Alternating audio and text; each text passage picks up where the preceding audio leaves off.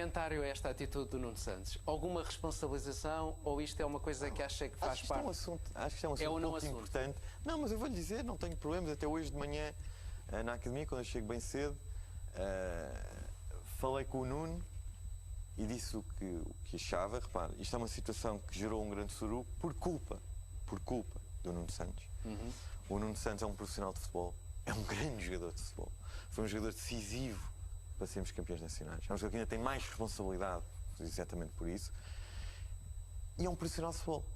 Sabe que vai ser insultado.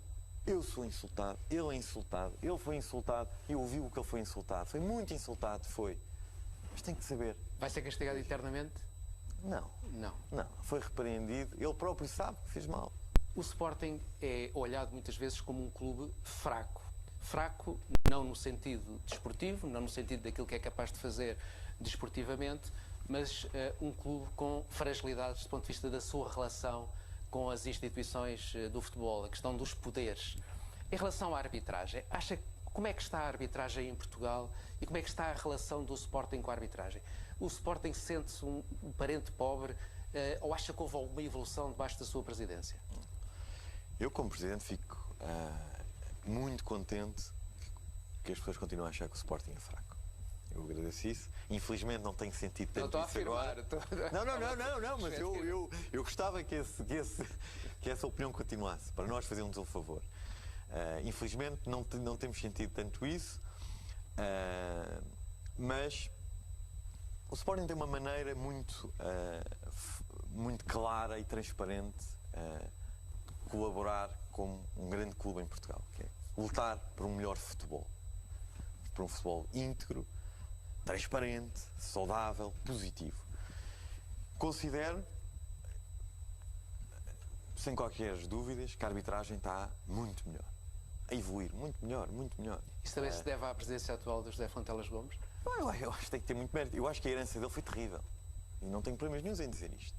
A herança, e até achei curioso alguns tempos atrás, uma entrevista do Vítor Pereira, dizer, vejam lá, porque eu até sou sportinguista.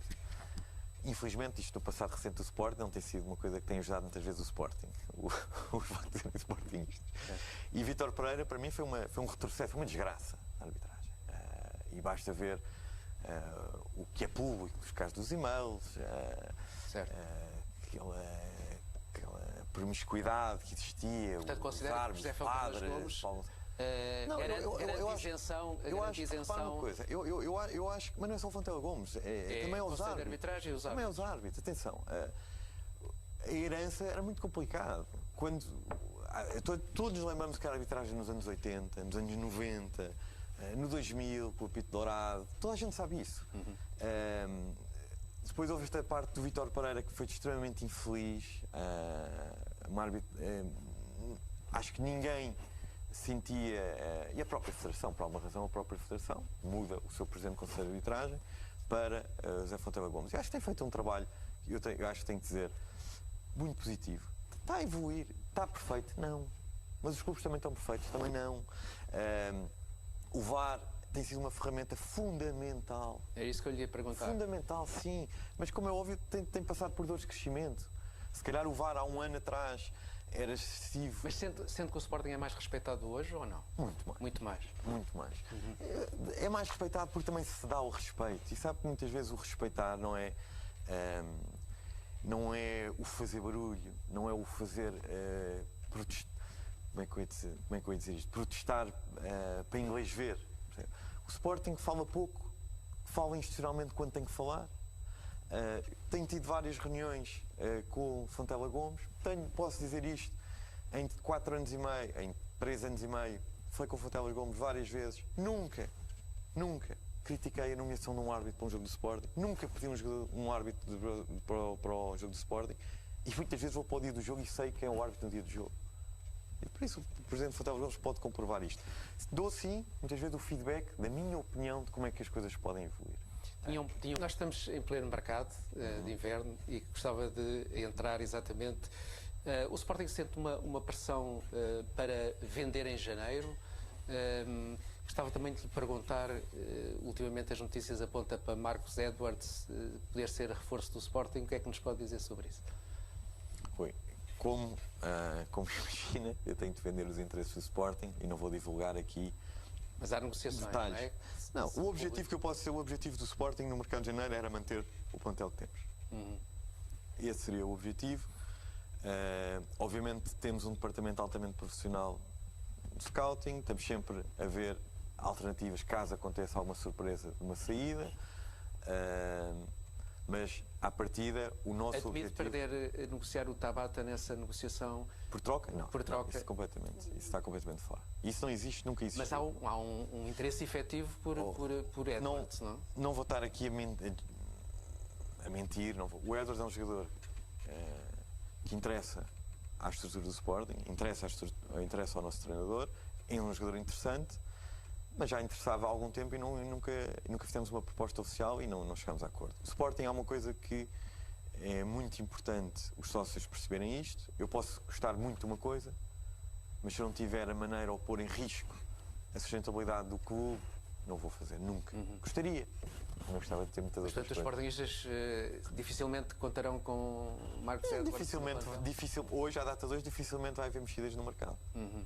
Mas eu ficava muito contente se ficássemos com o plantel que temos em janeiro. Okay. Portanto, não prevê grandes alterações. Fala-se muito da necessidade de um defesa central para o Sporting. Rui, sabe, eu tenho um treinador que é além de um brilhante treinador. Já lá vamos. É muito solidário. Como é óbvio, se eu pudesse ter 70 milhões de euros, obviamente reforçaríamos a equipa. O meu objetivo, qual é o objetivo? É reforçar o melhor possível o Sporting. Por isso, é óbvio que se eu pudesse ter mais um central direito que pudéssemos ter, mais um ponta de lança, teríamos. Mas não vale a pena chorar com o que eu sou, não vale a pena chorar com o que não é possível. Eu agarro-me ao que é possível e não perco um segundo com o que não é possível. Muito bem. Falou de Ruben Amorim. E toda a gente fala na possibilidade do Ruben Amorim poder sair no final da época, e eu gostava de saber quais são os seus planos. Acha possível no futebol em Portugal, e considerando a trajetória de Ruben Amorim, manter o Ruben Amorim para além da próxima época? Isto é, o Ruben Amorim tem alguma hipótese de cumprir contrato com o Sporting? Eu nunca liguei muito ao que diziam sobre o que toda a gente acha do Ruben Amorim, porque se eu fosse por isso, se eu fosse pelo que diziam, nunca teria ido contratar o Ruben Amorim. Hoje, graças a Deus, hoje toda a gente acha que o Ruben não fica no Sporting porque é bom demais. Todos achavam que não era treinador para o Sporting. E foi uma jogada de antecipação da sua parte? Sente que foi uma jogada de antecipação porque havia interesse e havia a percepção da qualidade do Ruben Amorim? Eu não tenho dúvida nenhuma que nós tivemos que o fazer naquele momento. Foi um momento de estratégia, foi um momento decisivo, porque senão o Ruben Amorim estaria num rival no final do ano. Não tenho a menor dúvida. Quando diz o rival, era no Benfica? Sim, já havia, não vou entrar aqui em grandes detalhes, mas já havia, quando nós fechámos o Ruben Amorim, já havia conversações, exatamente pressão para que o Ruben Amorim não assinasse pelo Sporting. E, portanto, eu posso inferir que, se calhar, o seu segundo maior sucesso, para além de conduzir a equipa do Sporting a campeão nacional, foi ter contratado o Ruben Amorim. Como é que olha para ele? Deixa-me dizer uma coisa que acho que é certamente como o futebol é injusto em algumas coisas. Já vou falar do Ruben Amorim em si. O Ruben Amorim hoje tem uma estrutura que dificilmente vai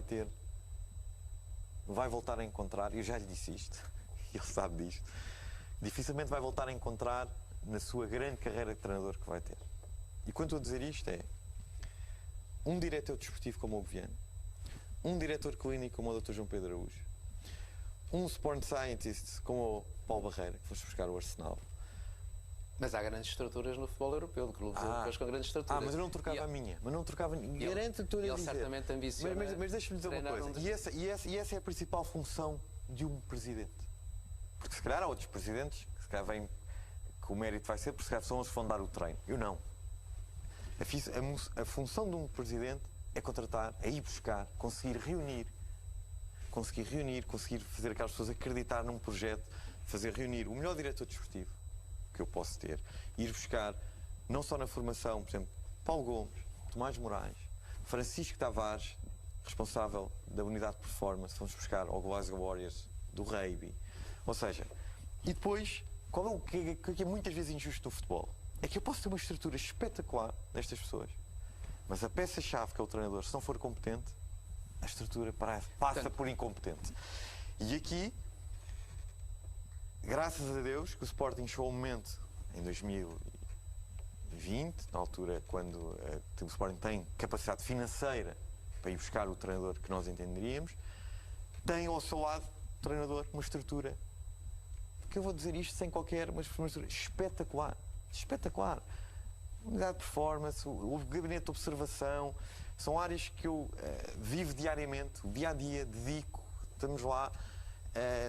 E essa é uma área que o Ruben Amorim tem por baixo, e essa para mim é a verdadeira missão e função de um presidente. Eu percebo, ter estas pessoas. Eu percebo isso. O mas treinador depois é capaz de não valer muito quando estamos a falar de um treinador jovem que tem ambições e que olha para a Europa e para o seu crescimento. O que é que eu acho que repara uma coisa, o que é que o Ruben Amorim é? Como disse bem, treinador jovem, 37 anos, vai fazer 37 anos.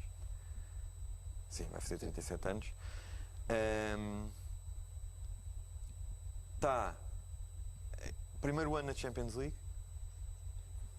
oitavos de final da Champions League, brilhante.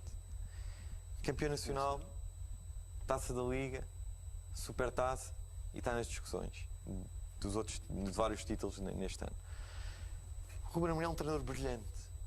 É um treinador brilhante, é um treinador que é um homem normal, normalíssimo, tal como é o presidente do Sport, tal como é o diretor desportivo, tal como é o meu administrador André Bernardo, tal como é o administrador Francisco Danha, tal como é o administrador João Sampaio. São pessoas normais. Pessoas normais. Isto para mim é fundamental. Somos pessoas normais.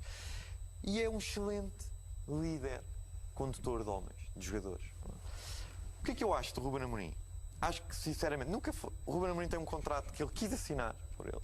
Tem contrato até 2024. 2024, ou seja, esta época mais 2. Por isso, se eu vou estar a preocupar com o Ruben Amorim, tenho que preocupar se vai haver um sismo hoje. E, portanto, Lisboa está num... Vamos lá pôr as coisas como elas são. Ele sair neste mercado, aliás, ele foi o primeiro a dizer, isso está completamente fora de hipótese. Ele sair nesta altura, considera que isso é uma hipótese? Ou Não é porque... Não sou... Isto pode parecer que é o presidente... Não, repara uma coisa. Mas sabe que isto às vezes é uma questão de dinheiro também, não é? Às vezes é uma questão de dinheiro. É, mas eu vou-lhe dizer uma coisa que... Ele tem uma cláusula, não é? Mas eu vou-lhe dizer uma coisa que o Ruben Amorim tem uma qualidade. É inteligente, sabe que é um jovem treinador, está a crescer como treinador também. Está a crescer como treinador. Tem as condições ideais para crescer como treinador. Acha que... Se eu vou dizer assim, preparado-se o Ruben Amorim se calhar vai estar 10 anos no Sporting. Está preparado para isso? Se calhar não vai estar 10 anos no Sporting. Se calhar não vai estar 10 anos no Sporting. Se calhar vai estar 8, 6, 4. O que eu sei é que ele assina um contrato de livre vontade. Estamos muito felizes. Ele é um homem...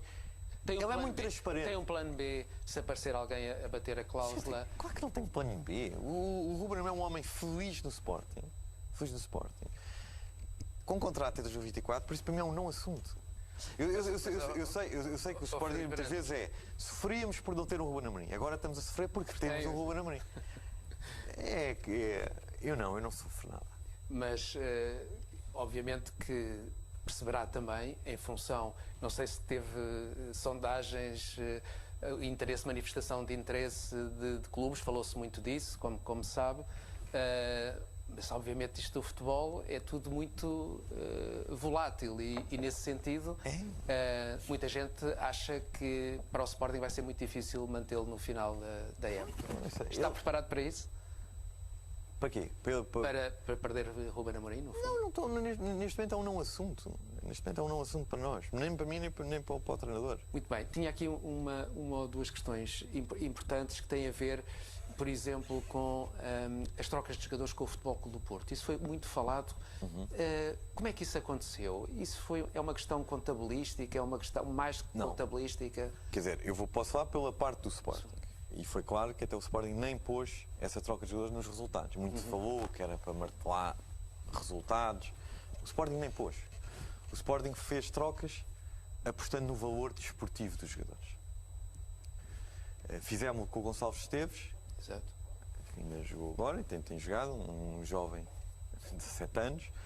fizemos com o Marco Cruz, um jovem ainda mais jovem que o Gonçalo Esteves, internacional português, nós acreditamos, e nós fizemos estas trocas, que já lá vamos, e agora vamos a isso, do ponto de vista do Sporting, puramente esportivo. Porque é que o Porto as fez? Isso terá que responder. Portanto, garante que do ponto de vista, enfim, contabilístico... Nada, aliás, basta ver os relatórios de contas do Sporting. O Sporting não pôs essas trocas nos resultados. Por isso, o Sporting fez porque acredita naqueles jovens jogadores. Vamos falar aqui um bocadinho do posicionamento do Sporting relativamente aos seus parceiros e rivais e a questão das alianças. Considera que neste momento há uma aliança Futebol Clube Porto do Benfica que visa esvaziar o Sporting, uma vez que o Sporting conseguiu crescer, ser campeão nacional? Há essa intenção do Porto e do Benfica se aproximarem para esvaziar a capacidade de resposta do Sporting? Eu não tenho nenhum sinal que haja essa aliança. Também não me preocupa. O Sporting tem feito o caminho sozinho, não fizemos com nenhuma aliança. Por isso, o Sporting está habituado a trilhar o seu caminho sozinho, muitas vezes orgulhosamente só. Por isso para mim não me preocupa se existe uma aliança Porto ou Benfica. Desconheço totalmente, mas nem me interessa, sinceramente. Acha que o Luís Vieira, daquilo que foi, digamos, a sua presidência no Benfica, é uma face de um certo futebol em Portugal, de um futebol marginal? Tem-se falado muito das investigações e dos resultados ou não resultados das investigações. Como é que acompanha este processo das investigações que já apanharam algumas figuras importantes do futebol em Portugal? Olha, eu penso o que nós já dizemos há mais de 3 anos e meio. Nós defendemos uma transparência absoluta e os Sportingistas têm muito orgulho, porque isto é uma coisa muito cara para os sócios do Sporting. Ganhar é muito importante, mas a maneira como se ganha é igualmente importante. Tem o mesmo valor. E isso para nós é extremamente importante. E pensamos que estes casos, para mim, vou-lhe dar a minha opinião, não são novidade nenhuma, para ninguém.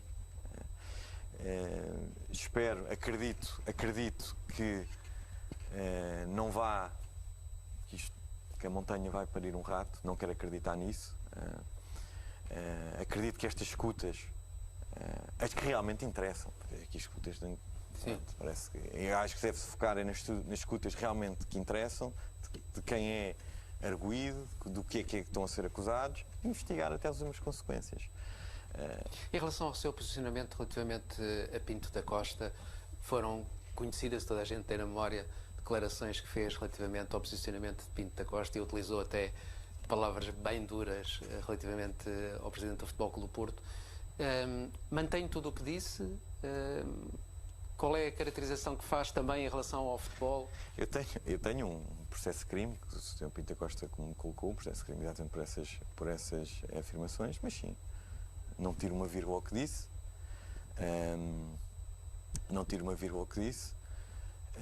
Disse o que todos os portugueses pensam. Digo o que todos os portugueses pensam. Também é verdade que há muitos que pensam, mas não se importam. Isso é outro problema. Mas não é o meu caso. Não é o caso do Sporting. E acho que é por haver tantas pessoas a não se importar que eu acho que cada vez o país está um pouco mais atrasado. Porque cada vez está a ficar mais pobre em valores.